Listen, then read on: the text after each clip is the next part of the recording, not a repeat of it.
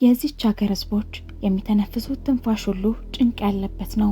ግራ የሆነ ህገ ደንብና ስትር ያለ ህይወትን የምትፈቅድ ስትሆን ከትእዛዟ ውልፍት ለሚል የሀገሪቷ ዜጋ ምህረት የላትም። ነጻነት በመጠኑም ቢሆን ተንሰራፍቷል በሚባልበት በዚህ ወቅት እንኳን እንደ ቀንበር በከበደው ያናኗር ዘይዋ ምክንያት ነዋሪዎቿ ዛሬም ድረስ የወደዱትን እንዳያደርጉ የመረጡትን እንዳይኖሩ ትከለክላለች። ነጻነትና ፍላጎት ለሷ ቅንጦት ነው።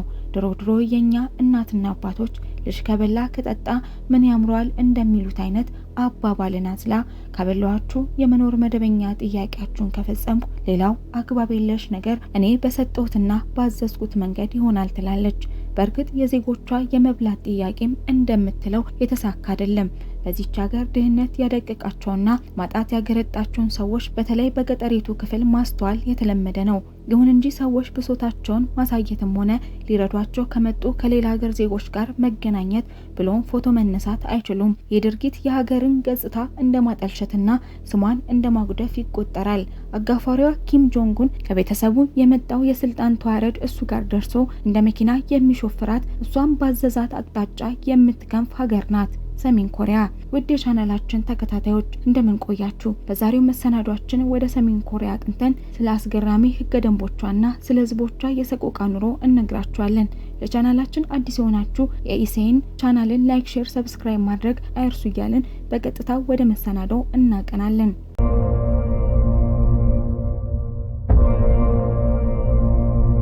ብዙዎች በአምባገነን መንግስት የምትተዳደር ሀገር ናት ይላሉ። ቢሆንም ታላቁ መሪ ኪም ጆንጉን ከአያቱ ድንገት የመጣበትን የስልጣን ማዕረግ በድንገት ተሸከመ።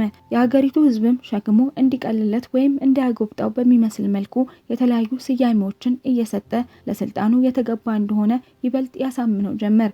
ኪም ጆንጉን ከተሰጡት ስያሜዎች መካከል ዮንግ ጀነራል፣ ብላቴናው ደጃዝማች፣ ታላቁ አልጋ ወራሽ የሚሉት ስሞች ይገኙበታል። በእርግጥ ኪም ጆንጉን ወደ ስልጣን ከመምጣቱ በፊት እንደሚታየው አስፈሪና ምንም ነገሮች የማይበግሩት እንዳወጣቸው ጎት ስትር ያለ ሰው አልነበረም። በአንድ ወቅት በወላጅ አባቱ ምክንያት ስኮላርሺፕ አግኝቶ ወደ አውሮፓ ዩኒቨርሲቲ አቅንቶ ነበር። ተማሪ ያለም የክላስ ጓደኞቹ የተናገሩት ከትምህርት ጸባይ የነበረው ሰነፍ ተማሪ ቀኑን ሙሉ የቅርጫት ኳስ የሚታይበት የቴሌቪዥን ቻናል ላይ አይኑን አፍጥጦ የሚውል ስራ ፈት መሆኑን ነው። የሆነው ሆነና ይህ በትምህርቱም ሆነ በአይምሮ ብስለቱ አዝጋሚ የሚባለው ወጣት ዛሬ ላይ የሰሜን ኮሪያ ታላቁ ፕሬዝዳንት ለመሆን በቅቷል። በትረ መንግስቱን ጨብጦ የሚመራት ሀገር በህዝብ ብዛቷ ከ25 ሚሊዮን በላይ የሆነችው ሰሜን ኮሪያ የሶሻሊዝም አይዲዮሎጂን ትከተላለች። ስለ እምነት የማታምንና ሃይማኖት የለሽ ሀገር ስትሆን በሶሻሊዝም ሀሳብ መሰረት አምላኳን ፕሬዝዳንቷ ካደረገች ሰነባብታለች። በዚህም የተነሳ በሀገሪቷ መስጊድም ሆነ ቤተክርስቲያን የለም። ይህም በዓለማችን ላይ የሃይማኖት ተቋማት የሌሉባት ብቸኛው ሀገር እንድትባል አድርጓታል። ሰሜን ኮሪያ እንደ አብዛኞቹ የዓለማችን ሀገራት በየ5 ዓመቱ ምርጫ ታካሂዳለች። ቢሆንም በዚህ ምርጫ ላይ ለውድድር የሚቀርበው አንድ ፓርቲ ብቻ ነው። ያ ፓርቲ ለውድድር ይቀርባል፣ ህዝቡም በነቂስ ወጥቶ አንድ ፓርቲ መርጦ ይመለሳል። ይህ ለሰሚው ፈገግ የሚያሰኝ ቢሆንም ለሀገሪቷ መራር እውነት ነው። ከሀገሪቱ ሌላ አስገራሚ ህጎች መካከል አንዱ ደግሞ በሰሜን ኮሪያ ጂንስ ሱሪ መልበስ የተከለከለ መሆኑ ነው። ይህን ልብስ መልበስ በሀገሪቷ ጠላት ሀገር አሜሪካን እንደመደገፍ ተደርጎ ይወሰዳል። ይህ ብቻ አይደለም። አንድ ሰው ጂንስ ሱሪ ለብሶ ቢገኝ የእድሜ ልክ ጽኑ እስራት ይፈረድበታል። በዚህም የተነሳ ይህ ጉዳይ ፈጽሞ በሰሜን ኮሪያ ከማይደረጉ ዝርዝር ነገሮች መካከል ውስጥ ተከቷል። ጉደኛው ሀገር ሰሜን ኮሪያ ህጎቿ ሲሰሙ ግር የሚሉና አንዳንዴም ፈገግ የሚያስብሉ ቢሆኑም ፈጽሞ የማይደረጉና በከባድ ቅጣት ልጓም የታሰሩም ናቸው። ግር ከሚያሰኙ ህጎቿ በቀጣይነት የተቀመጠው 24 ሰዓት በግለሰቦች ቤት የሚከፈተው የመንግስት ራዲዮ ጣቢያ ፕሮግራም ነው። አንድ ሰሜን ኮሪያዊ በቤት ውስጥ የመንግስት ራዲዮ ጣቢያን ቀኑን ሙሉ የመክፈት ግዴታ አለበት። መሽቶ እንቅልፍ ቢያንጎላጅው እንኳን ድምጹን መቀነስ እንጂ ፈጽሞ መዝጋት አይፈቀድለትም። ልክ እንደ ክላሲካል ሙዚቃ ንግግሮቹን እያጣጣመ የመተኛት ግዴታ ይኖርበታል። በሰሜን ኮሪያ የትራፊክ መብራት አገልግሎት መጠቀም አይታሰብም። ህጉ የወጣው የመብራት አገልግሎትን ለመቆጠብ ታስቦ በመሆኑ አሽከርካሪዎች ተጠንቅቀው መንዳት ይጠበቅባቸዋል። ይህንን ሰበብ ተደርጎም ብዙ ጊዜ ከምሽቱ 12 ሰዓት ላይ መብራት ይቋረጣል። ይህም ሰሜን ኮሪያ በሻማ ፍጆታ ቀዳሚ ሀገር እንድትሆን አድርጓታል። ትምህርትን በተመለከተም በዚች ሀገር እያንዳንዱ ተማሪ ለሚቀመጥበት ወንበርና ጠረጴዛ ለትምህርት ግቢ ኪራይ እንዲከፍል የሚያስገድድ ሕግ ወጥቷል። በመሆኑም ይህንን ያላደረገ ተማሪ ወደ ትምህርት ገበታ መሄድ አይችልም። በሰሜን ኮሪያ ዋና ከተማ ፒዮንግያንግ በቋሚነት እንዲኖሩ የሚፈቀድላቸው የተመረጡ ዜጎች ብቻ ሲሆኑ እነሱም ባለሀብት፣ ባለስልጣን፣ ምሁራንና ለመንግስት ታማኝ የሆኑ ሰዎችና ጤናማና ቀልጣፋ ዜጎች ናቸው። በዚህም የተነሳ አብዛኛው የሀገሪቱ ዜጋ በገጠሪቱ የኮሪያ ክፍል እንዲኖር ተገዷል። ከዚህም ሌላ በዚች ሀገር የክሪስማስ በዓል በጭራሽ አይከበርም። ፋይሰን የተባለው ይህ ወቅት የንጋት ዝምታ ማለት ሲሆን የክሪስማስ በዓል እንዳይከበር ይደነግጋል። በሰሜን ኮሪያ በተለያየ ሁኔታ መርሃ ግብር የሚተላለፍ የውጭ የራዲዮም ሆነ የቴሌቪዥን ጣቢያ የለም። በዚህም የተነሳ የሀገሪቱ ሕዝብ ማዳመጥም ሆነ ማየት የሚችለው የራሱን ጣቢያ ብቻ ነው። አሻፈረኝ ካለ ግን እጣ ፋንታው እስር ይሆናል። ሴቶችን የሚጫነው የዚህ ሀገር ሕግ ብስክሌት እንዳይነዱና በታላላቅ ከተሞች ላይ ፓንት እንዳይለብሱ ያስገድዳል። ነገሯ ሁሉ ለየቅል የሆነው ሰሜን ኮሪያ ከዚህ በተቃራኒ በአስገራሚ ሁኔታ ሐሺሽ ማጨስንና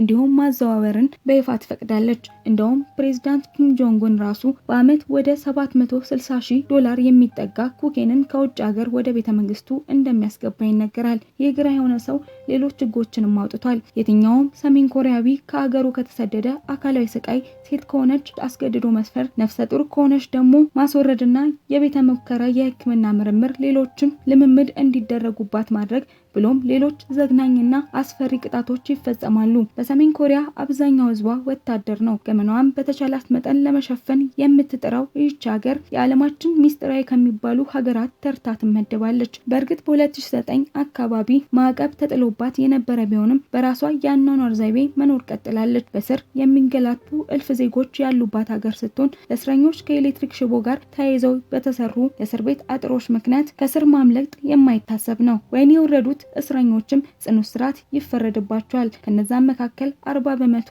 የሚሆኑት ኮሪያውያን ደግሞ እዛው እስር ቤት ውስጥ በምግብ ማጣትና በህመም ተሰቃይተው ይሞታሉ። በሀገሪቷ መኪና መንዳት የሚፈቀድላቸው የመንግስት ባለስልጣናት ወይንም ወታደራዊ አባልነት ያላቸው ሰዎች ብቻ ናቸው። በሀገሪቱ ህገ መንግስት መሰረት 28 የፀጉር አቆራረጥ ስታይል ብቻ የሚፈቀድ ሲሆን ከዛ አፈንግጦ የተቆረጠ ሰው ቢኖር እስር ቤት ይወረወራል። በተለየ የመሪያቸው የኪም ጆንጉንን ቁርጥ የተቆረጠ ሰው ደግሞ እስከ ግድያ የሚያደርስ ቅጣት ሊጣልበት ይችላል። ህገወጡ ሀገር ሰሜን ኮሪያ የሀገሪቷን ገቢ ለማሳደግ ባለመቶ የአሜሪካ ዶላር የብር ኖቶችን በፎርጂድ መልክ መድኃኒቶችን በመስራት ትሰበስባለች። እንደ ምሳሌ ቪያግራ የተባለውን የወሲብ ስሜት አነቃቂ መድኃኒትና ሌሎችም የአይምሮ መድኃኒቶችን አስመስላ በመስራት ወደ ጃፓንና ወደ ሌሎች የዓለማችን ሀገራት የምትልክና ከመድኃኒቶችን በተጨማሪ የተለያዩ የሲጋራ አይነቶችን በፎርጂድ መልክ እየሰራች ገንዘብ የምትሰበስብ ሀገር ናት። ሰሜን ኮሪያ ለሰራተኞቿ እረፍት አትሰጥም። እያንዳንዱ ሰሜን ኮሪያዊ በሳምንት 6 ቀን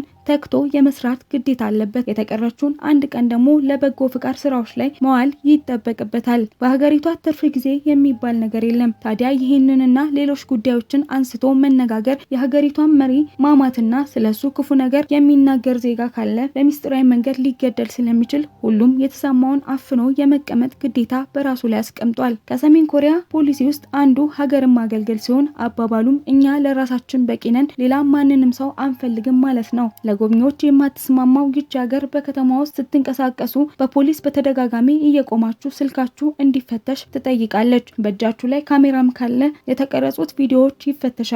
በተለይ በሀገሪቷ ላይ ያሉ ቆሻሻ ቦታዎች፣ ደሃ ሰዎች እንዲሁም የሰዎችን አሳዛኝ ሁኔታዎች በፎቶ ማንሳትም ሆነ በቪዲዮ መቅረጽ ፈጽሞ የተከለከለ ነው። በህጎቿ ምክንያት ዜጎቿ ነጻነታቸውን ተነፍገው የሚኖሩባት እስካሁንም ድረስ ምንም ማድረግ ሳይችሉ እየቀጠሉ ያሉባት አምባገነን ሀገር ናት ሰሜን ኮሪያ። ውድ የቻናላችን ተከታታዮች የዛሬው መሰናዷችንን በዚሁ አበቃን። በቀጣይ በመሰል ቪዲዮዎች እስከምንገናኝ ድረስ የኢሴን የዩቲዩብ ቻናልን ላይክ፣ ሼር፣ ሰብስክራይብ ማድረግ አይርሱ እንላለን። ሰናይ ጊዜ እንዲሆንላችሁ ተመኘን።